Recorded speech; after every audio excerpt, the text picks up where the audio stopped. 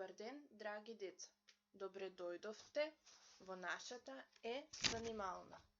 Јас сум воспитувач Анита Ѓоргиева од детската градинка Калинка Валандово. На денешниот видео час ќе се запознаеме со една активност која е предвидена во воспитно-образовниот процес за деца, вклучувајќи ги децата на возраст од 3 до 6 години. Активноста е: како гладна гасеница прераснала во прекрасна пеперутка. Како цели на оваа активност ни се запознавање на децата со процесот на преобразување од гасеница во пеперутка, оспособување на децата за работа со различни материјали и средства за сликање и облекување и развивање на детската креативност. Но, најпрво сакам да ве прашам нешто. Дали знаеме кое годишно време сме сега? Да, сега сме годишното време пролет. Таа секогаш ни пристигнува на 21 март. Пролетта е една од најубавите годишни времиња, затоа што во пролет природата се буди од зимскиот сон. Дрвјата цветаат и прекрасно мирисат.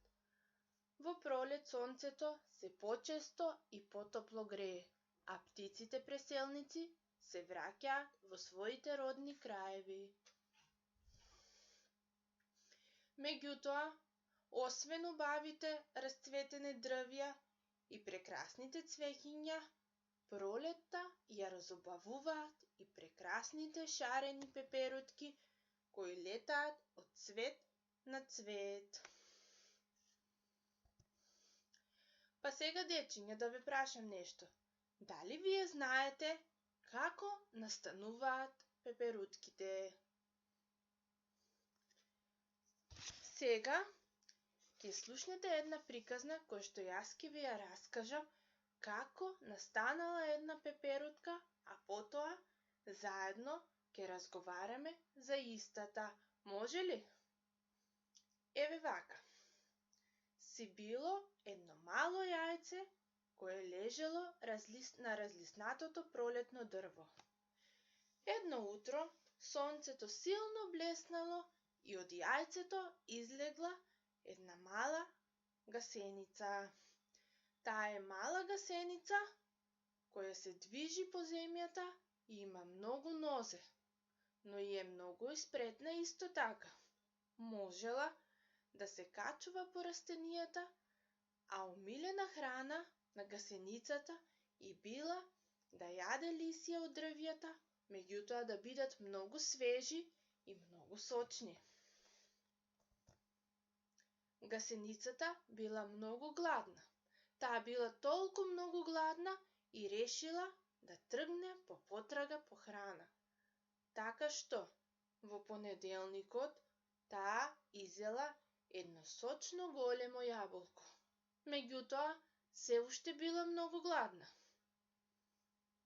Во вторникот, гасеницата изела дури 2 круши и се уште била гладна. Во средата, таа изела 3 сливи, но и понатаму била гладна. Па затоа во четвртокот гасеницата изела уште 4 сливи. Таа била многу гладна, што во петокот изела 5 праски, но цревата повторно и грчеле. Дошла и саботата. Таа изела цела чоколадо, парче лубеница и малку салама. Но во тој миг страшно ја заболело стомакот, што таа морала малку да прилегне. Меѓутоа, гасеницата веќе не била гладна и мала, туку станала голема и дебела гасеница, која што морала да си најде свое место каде што малку ќе си прилегне. Си помислила дека е време да си направи своја кукичка, која што се вика Чаура. Таа тргнала во потрага по убава и цврста гранка на некое дрво, кое што нема многу да се ниша, ниту пак може да се скрши. Откако ја нашла вистинската гранка, решила малку да прилегне и да се одмори.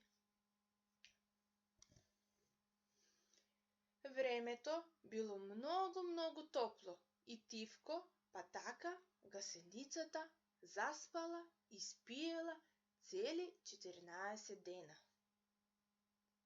Кога дошло време да се разбуди, таа внимателно ги отворила очите и полека почнала да ги шири своите крила. Почнала полека да ги мрде крилјата, горе, долу, лево, десно, и се претворила во прекрасна пеперутка, која имала шарени крилја. Значи, дечиња, ова беше приказната за една мала пеперутка, која што најпрво била гасеница, а потоа се претворила во пеперутка. Се надевам дека приказната ви се допадна. А сега, ајде да повториме.